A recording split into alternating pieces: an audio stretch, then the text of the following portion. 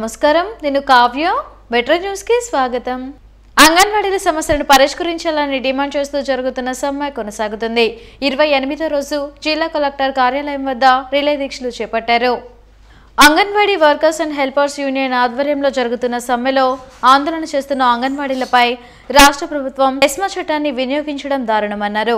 వెంటనే GO number 2ను రద్దు చేయాలని డిమాండ్ చేశారు.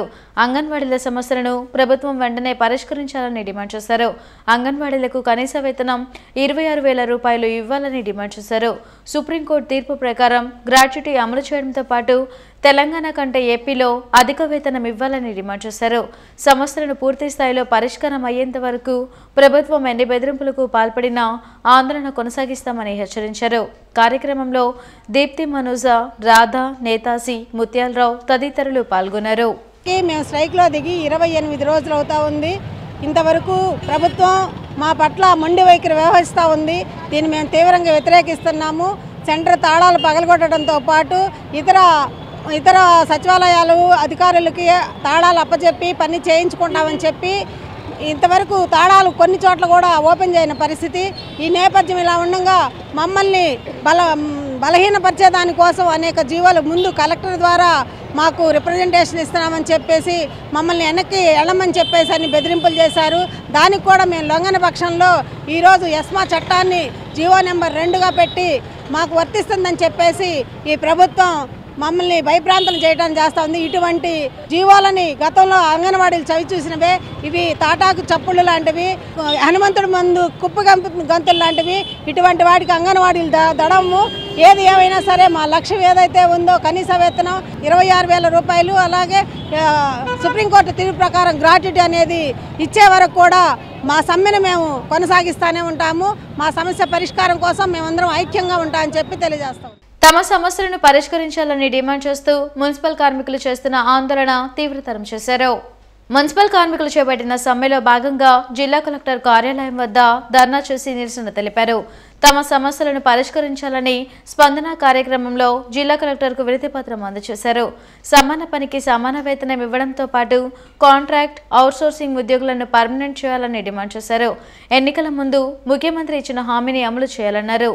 జీతాలు పెంచాలని కోరితే 2 సంవత్సరాల నిబంధన పెట్టడం సరికాదన్నారు. కార్యక్రమంలో సిఐటియు, జనసేన, టిఎన్టీయూసీ నాయకులు పాల్గొన్నారు. మున్సిపల్ కార్మికులు ముఖ్యమంత్రి గారు ఇచ్చిన హామీలను అమలు చేయాలని చెప్పేసి గత 14 రోజులుగా సమ్మె చేస్తూ ఉన్నారు. ఈ సందర్భంగా మంత్రివర్గం చర్చలు జరిపింది. ఈ చర్చల్లో మరి జీతాలకు సంబంధించేమో 2 సంవత్సరాల కాల పరిమితి పెడుతున్నారు. కరెంటు ఛార్జీలు, ఆర్టీసీ ఛార్జీలు, పెట్రోల్ డీజిల్ ధరలు, నిత్యావసర సరుకుల ధరలు పెంచే దానికి వరకు అమాంతం పెంచుతూ ఉన్నారు. అందుకే ఈ ప్రభుత్వాన్ని ప్రశ్నిస్తూ ఉన్నాం. మీరిచ్చిన హామీ ప్రకారమే సమాన పనికి సమాన వేతనం అమలు చేయాలని చెప్పేసి కోరుతా ఉన్నాం. మేము జీతాలు పెంచమని చెప్పేసి కోరుతా ఉంటే మంత్రివర్గం మాత్రం కార్మికుల్లో చీలికలు తెచ్చేదానికోసం ప్రయత్నం చేస్తూ ఉంది. అందుకని మున్సిపల్ కార్మికులందరికీ జీతాలు పెంచాలని చెప్పేసి ప్రభుత్వాన్ని డిమాండ్ చేస్తూ ఉన్నాం. ఏదైతే ముఖ్యమంత్రి గారు ఎన్నికల సందర్భంగాను అవుట్సోర్సింగ్ కార్మికులకి సమాన పనికి సమాన వేతనం ప్రాతిపదికగా న్యాయం చేస్తామని చెప్పారు. దాన్ని ఇప్పుడు ఎందుకు అమలు చేయట్లేదని చెప్పేసి ఈ ప్రభుత్వాన్ని ప్రశ్నిస్తూ ఉన్నాం. వెంటనే మీరు ఇచ్చిన హామీలు అమలు చేయకపోతే రాష్ట్ర వ్యాప్తంగా మున్సిపల్ కార్మికులు ఉధృతంగా ఈ సమ్మెను కొనసాగిస్తామని చెప్పేసి హెచ్చరిస్తూ ఉన్నాం. మహేష్ బాబు నటించిన గుంటూరు కారం మూవీ ఈ నెల 12న ప్రపంచవ్యాప్తంగా రిలీజ్ కానుంది. సినిమాకు సంబంధించిన ప్రీ రిలీజ్ ఈవెంట్ను జనవరి 9న నంబూరు క్రాస్ రోడ్ వద్ద నిర్వహించనున్నారు. కార్యక్రమానికి సంబంధించిన వివరాలను శ్రేయస్ మీడియా నిర్వాహకులు శ్రీనివాస్ తెలిపారు. ప్రీ రిలీజ్ ఈవెంట్లో మహేష్ బాబు, శ్రీలీలతో పాటు director Trivikram, music director Thaman, చిత్ర యూనిట్ పాల్గొంటుందన్నారు. ఈవెంట్ జరిగే ప్రాంతంలోనే ఎంట్రీ పాస్లు ఉచితంగా ఇస్తున్నట్లు చెప్పారు.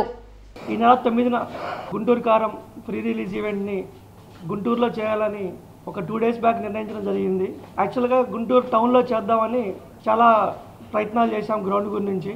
గుంటూరు టౌన్లో కొన్ని అనివార్య కారణాల వల్ల పోలీస్ డిపార్ట్మెంట్ మమ్మల్ని పిలిపించి మాట్లాడి గుంటూరు టౌన్లో కొంచెం ట్రాఫిక్ ఇబ్బంది అవుద్ది, ఎక్కువ మంది క్రౌడ్ వచ్చే అవకాశం ఉంది, బైపాస్ దగ్గర పెట్టండి అని చెప్పడం జరిగింది ఎస్పీ గారు. వారు చెప్పిన దాని ప్రకారం వారి సూచనలు అన్నీ పాటిస్తూ ఈ నెల 9న నంబూరి క్రాస్ రోడ్స్లో పెట్రోల్ బంక్ పక్కన గ్రౌండ్ ఏదైతే పెద్ద 18 ఎకరాల ఖాళీ స్థలంలో ఏర్పాటు చేయడం జరుగుతుంది. గుంటూరులో గుంటూరు కారం ఫ్రీ రిలీజ్ ఈవెంట్ ఎక్స్ట్రాడినరీగా ప్లాన్ చేయడం జరిగింది. అందులో ఈ పాసులన్నీ ఫ్రీగా ఇవ్వబడతాయి. ఎక్కడ కూడా పాసులు అమ్మబడవు, అన్ని పాసులు ఫ్రీ. మధ్యాహ్నం 2 o'clock నుంచి గ్రౌండ్ దగ్గర పాస్ డిస్ట్రిబ్యూషన్ స్టార్ట్ అవుతుంది.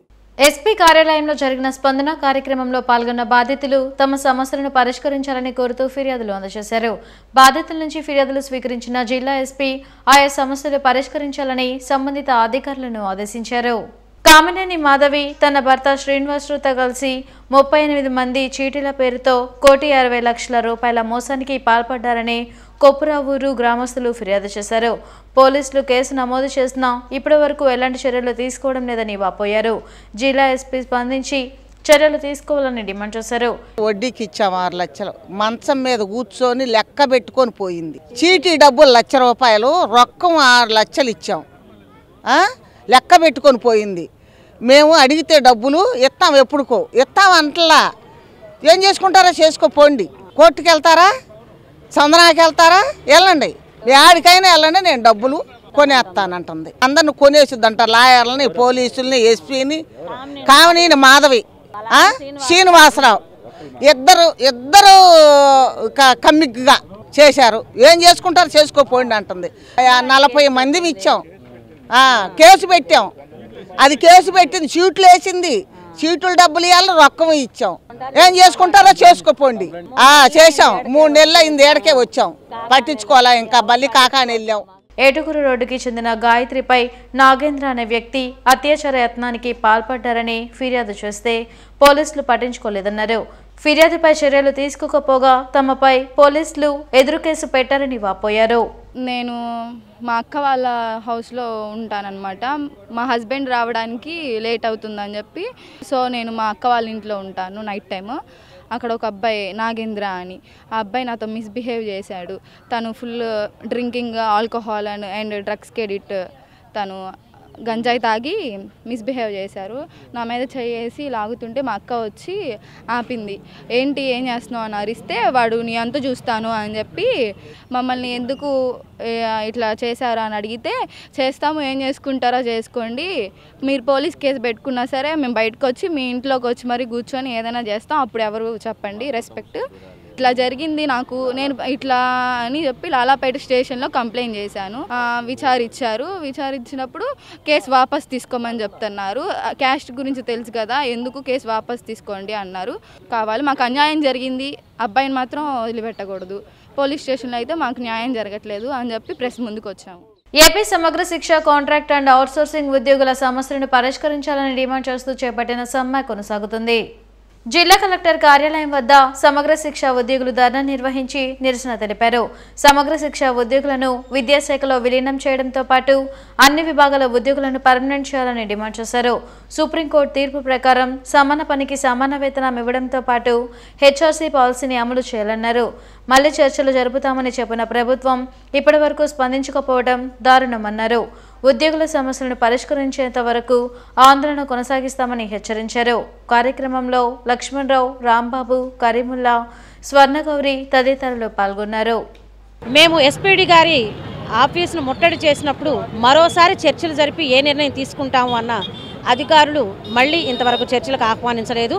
షోకాజ్ నోటీసులు ఇవ్వము అని చెప్పిన వారు కూడా షోకాజ్ నోటీసులు జిల్లాల వారీగా అన్ని ఆఫీసులకి మెయిల్కి ఎంప్లాయీస్ పంపించడం జరుగుతోంది. ఈ షోకాజ్ నోటీసులు వచ్చిన దృష్ట్యా కూడా మేమందరం దీన్ని నిరసిస్తూ టెంట్లో ఎక్కువ మంది సమ్మెలో పాల్గొనడం జరుగుతోంది.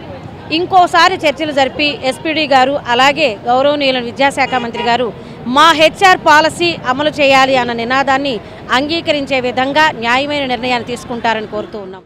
అమరావతి రాజధాని రోజువారీ కూలీలకు ఉపాధి కల్పించాలని జనం పార్టీ నాయకులు ఆనంద్ కుమార్ డిమాండ్ చేశారు. కూలీలకు ఉపాధి కల్పించాలని కోరుతూ స్పందన కార్యక్రమంలో జిల్లా కలెక్టర్కు వినతి పత్రం అందజేశారు.